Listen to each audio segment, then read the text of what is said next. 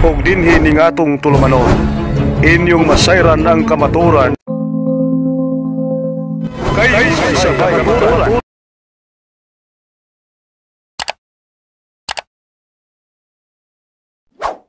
Sa simbahang Katoliko. Masakit man sabihin, dagang kanato ng Katoliko, wala din sa ibalo. Kung sa man kung sa man pagtubag, kung pinapang tanon sa atong mga kaigsuunan sa lahing tibuan. Amang sa Bisaya, no? Masaya na kung isa nila. Kaya sa Cebu kasi ako nag-school. Doon ako nag-aral ng high school sa Mawin. Muna nakaibala ko man, Bisaya. Okay. Kanan diri Katoliko usara ang INC. Kaya maayo yun na atong pinalanda nga isong INC nga maminaw o mangutana bahin po sa atong pagtulungan Katoliko. Siyempre tayo doon na tayo Sister Nanette nga boss kaamo na nagbigay sa atin ng opportunity how to understand our Catholic faith para maintindihan natin bakit tayo mayroong paniniwalang ganito. Nanungutang turuan nato yan ang mga sakramento, mga doktrina sa atong simbahan. Kaya kitang Katoliko, nasagaran ka na to, musimba lang ka ang magdili ng kalahibaluan ang nagsimba ka. Di ba? Isa man din yung mga Katoliko na nagsisimba. Kada Domingo. Wala. Kada Domingo. Alam na yung day off. Nagsisimba. Ayan, nagsisimba. Sino yung nagsimbang gabi ng December? Wala. Simbang tabi. Nasa tabi lang. Okay. Ang atong topic karon ay 7 sacraments of the church. Kung sa mga pila ka buok ang sacraments sa simbahang Katoliko. 7. Kaya na 7. Di ba akong din 7 sacraments. Una ang bautismo. Tanang bautismo, tanang mga tinuan nagbautismo man. Di ba? Tanan. Pero ang bautismo sa simbahang Katoliko, bitawag nato sacraments. Pero sa lahing tinuan, dili ni giila sa sacraments. Bitawag kini og ordinance. Sacraments means sacred. Sacramentum, ibig sabihin, balaan nga makita. Timaan na makita. Mga kasabot na sacraments. Baptism, na pagkayo binagtismohan, ang mga butang na makita sa bautismo, mao ang tubig. Di ba? Tubig. Kaya ang bautismo, nang gamiton sa tubig, ikot man sa unang Pedro chapter 3 verse 18, ang tubig ay larawan ng bautismo na nagliligtas sa inyo at naglilinis ng mabuting bibig. Yan. Bautismo. Nanong ang mga Katoliko man magpabautismo o magbinyag tungod kay kita aron mahimong membro sa tinuod na simbahan na gitukod sa atong Ginoo. Bata pa man ta na gibautismohan, nahibalo ba ta na kita tanan gibautismohan? Dili, kay mapamatay buot katong gibautismohan ta. Isa man nahibalo nga ikang tanan nga gibautismohan ang atong mga ginikanan, di ba? Kaya sa ubang nga itong mga kaisuunan sa lahing tinuoan, ang bautismo nila ay mga dugo. Dili na mga damay. Kaya ang bata magmawalay mo, kaya gamay pa nga. Mabawag na isala, kaya di pa na makasala. Ang tao, ayon sa Roma 3:23, ang tanan tao nakasala o ang tanan mamatay. Kung ang bata o isala, nanong mamatay man. Diba? Naas data inikanak, patay. Walang kakibalo. Kaya sa simbahang Katoliko, ang tanan bunyagan gamay kako na dunay hipon or wala, bunyagan ang hipon. Kasi ang Ginoo ni Kristo sa John 3:3, except a man be born from water and spirit, he cannot enter the kingdom of God. That is baptism. Panginawa ha? Except a man be born from the spirit and the water, he cannot enter the kingdom of God. Man. Man, consider ng babae o lalaki. Tama?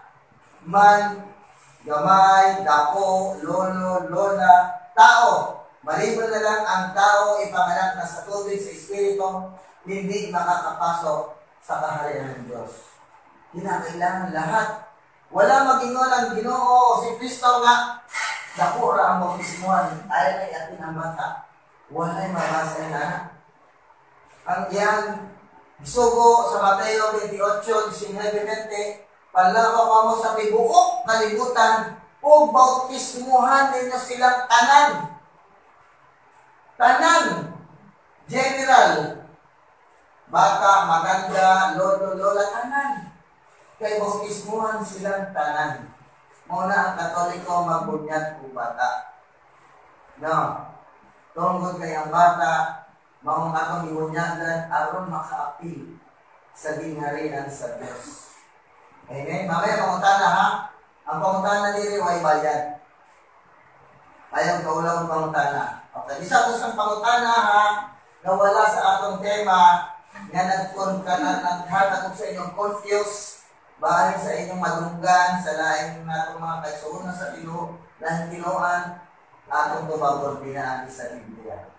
Una ang baptism. Sunod sa baptism, nga nung kinahanglan nato ng baptismo, muna ang makapapas sa sala nga atong namana sa atong unang ginikanan na si Eva o si Adan. Mao gitawag sa simbahang original sin. Doon na may original sin sa Bible. Doon na sa Salmo 51:5, ang sabi ni Propetang David, sa sinapupunan pa lang ng aking pinagdiyan ng aking ina, tinawag na akong makasalanan. Tanawa lang, biharap ako sa sabakan sa aking inahan, gitawag na akong malapason. Nasaan ba lang siya? Gitawag na siya makasasala. Mauna, ay ang tanan nagkasala, ang tanan mamatay. Amen? Muna ang bautismo, naglilinis ng sala na minana natin kay Eva at Adan. Okay, next is confirmation. Isa na dili ang nakumpirmahan. Ikaw di ka nakumpirmahan? Kung saan pagkumpirma sa simbahang Katoliko? Kung saan? Ha? Sa paon, please ay wala mapuro na ako magkumpirma ka.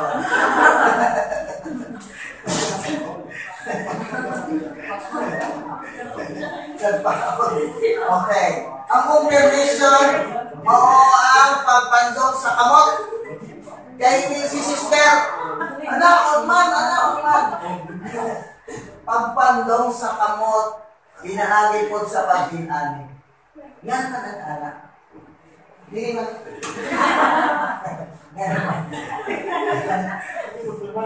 Diba? Hindi na ito confirmation. Sagpa. Diba? Sagpa man to. Hindi naman ang confirmation inana pa. Pero hindi nga lang sagpa man to. Hindi man to confirmation. Nga naman, gagano'n ka kapag kino-confirm ng baka naman. Diba? Pag ikaw, I confirm you in the name of Father, Son, and Holy Spirit, diba? Tapos, anak lang ka. Kung saan nag-ibot ka sa kota niya, hindi yung anak ko na, pinanalang pa. Ngano man. Nga Katoliko, pag ikumpirmahan, anak man sa pisngi. Ano ba sa pisngi? Ape. Sa ape. Yan ang anak man sa ape, nalilay talinay. Ngano man bahag. Huwag mo na idea. Pagka ang tao doon ay kalabos sa iyang isig na tao sa pauman, tusog. Di ba? Pero kita pag ikumpirmahan, hindi may raman na sa akin. Yan mga tara. Kaya ikumpirmahan na lang mga tanan. Wala mo kasabtay balo. Kung wala na ang ikumpirmahan, balungan sa kamot. Umang Panginoon, alaan mo. Na naman. Di ba? Ibig sabihin nun, nung ikaw ay binautismohan ng bata ka, binigyan ka ng Espiritu ng grasya, at ibinalik sa iyo yung nawalang sanctifying grace, at kaya ka ginagano sa confirmation, muling ginigising ng simbahan ang iyong faith. At muling gisingin ang Espiritu ang pinanggap mo, at ang sanctifying grace na iyong nawala nung ikaw ay lumaki. Kaya ginagano ka, wait up. Di ba naggigising ka? Uy, gising na niyo. Uy! Gising na, di ba hindi ganon? Ginaganon mo ng mahina. Uy, gising. Yun, ginigising ng simbahan ang iyong faith na dapat ma-enlighten muli. That is a confirmation. Nasa Bible yan. At si Jesus ay humirang ng 12 apostoles at siya ay kanyang ipanggungan ng mga kamot. Nasa Bible na. Amen? Another. Dahil short naman yung minutes lang. Na dinadami minutes ni sister. Mga nang hinahinay lang. Next is penance. Confession. Isa mandiri ang mamumpisal. Wala. Ano yung isa? Murang sigurado pa. Murang sigurado. Isa rito ang termi mamumpisal. Yung dugay kaya dili ng pumpisal. Yan naman, dili ka mamumpisal kay importante na sa isang Kristiyanong Katoliko ang confession. Yan naman, may nura ba yung ban? Brother, ang minimum na hindi ko mag-umpisal sa pare, yan naman. Nag-dismos naman ang pare. Bakit itong ganang na akong kasalanan ba? Dili niya mao ang pare. Kaya nga, kung minsan pupunta tayo sa simbahan, makakita tag mga santos nga naging anak. Di ba, may mga ritual tayo santos na naging anak? Mauto sila na confessor. Ibig sabihin na hindi nila sasabihin kung ano ang narinig lang yung pisal ng isang tao. Kaya sila nakaganon. Kagaya ni San Juan Nepomuceno ng France, nangumpisal ang Queen Elizabeth kay San Nepomuceno. Pinuntahan ng hari si San Juan Nepomuceno at sinabi, ano ang kinumpisal ng ating reyna sa iyo? Sabi niya, Your Majesty, I'm sorry to tell you na hindi namin pwedeng sabihin kahit kanino man ang kanyang kinumpisal. Nagalit yung hari, pinutol yung kanyang dila. Nakita mo na? Hindi niya sinasabi. Ganon ang sakramento ng confession. Kung ano yung narinig ng pare, kung usay nadunggan sa pare sa loob ng confession box, dili niya na i-dismiss sa ibang mga pare. Kayong dalawa lang ang nakakaalam nun at ng Diyos. Kaya huwag mahiya. Alam niyo ba, kapag pupunta ka sa kumpisalan, nandoon ang mga demonyo? Bakit? Dahil ang demonyo nag-aawang sa kumpisalan para ikaw ay magkaroon ng shy. Para mahiya ka na, huwag ka na pumunta ron, mahiya ka. Hindi ka na nakakapag-confess. Hinahanda ka ng demonyo ang isang Kristiyano kapag pumupunta sa confession. Nandoon sila para hindi ka makapagbalik loob sa Diyos. Hindi yung pare yung demonyo kasi pare nandoon na hindi yun ha. Baka sabi siguro yung pare sinasabi yung brother. No, makamali ang interpretation. Nandoon sila, bibigyan ka ng idea, ng shy. Bibigyan ka ng confession, huwag ka na pumunta dyan. Pahalik lang yan, tao din ang kasama. Katulad mo, makasalanan. Ganun ang itatanim sa atin. Kapag pupunta tayo sa kumpisalan, magkakaroon nga, hindi nila pupunta. Hindi ka na nakaka-confess. Minsan ang katwiran natin, yan mo kumpisan pa man po kay tao naman ang parehas naman ang makasasala. Tinuod na. Apan ang gahong nag-ihatag sa Ginoo, sa mga kaparian o sa mga apostol, kaya nag-inuman si Kristo. Sa John chapter 20, verse 21 to 22, ang tanan ninyong pasaylo o sa sala, ang nagpipasaylo. kung ang hiling nyo pasayloon, dili po napasaylo. Kasama lang, mayroong authority ang church na makapagpasaylo sa sala. Kaya ayaw kaulaw na pumunta sa confession. Nasabihin natin, makasalanan yung pare. Yes, tao yan. Pero yung walis na thinking, kung saan-saan mo yan minawalis na marumi, na namang makalimutan. Di ba? Ang walis, iwalis mo yan sa mga lugar na marumi, iwalis mo yan kung saan-saan marumi, na namang makalimutan kay ugong manang walis, na namang makalimutan. Mauna ang konteksto sa confession. Dili ang pare ang magpasaylo sa sala kung hindi ang Diyos. Kaya ang pare ang naghahatag of absolution, nagaingon ang pare sa kapangyarihan binigay sa akin ng Santa Iglesia Katolika, pinapatawad na kita sa iyong mga kasalanan sa pangalan ng Ama, ng Anak, at ng Espiritu Santo. Hindi sinasabi sa pangalan ko bilang pare, pinatatawad kita. Hindi ganon. Hindi ganon ang ating narinig. Sa pangalan ng Ama, ng Anak, at ng Espiritu Santo, pinapatawad na ang iyong mga kasalanan. Hindi mismo ang pare ang nagpapatawad, kung hindi ang authority na binigay ni Kristo sa mga kaparian, mauna ang nagtatanggal ng kasalanan. Ngayon, kung ikaw ay bro, pwede bang dumirekta sa Diyos kapag ikaw ay mangungumpisal? Pwede naman. Ang bangka na malonggan bali mo kung napasalo ka. O hindi. Di ba?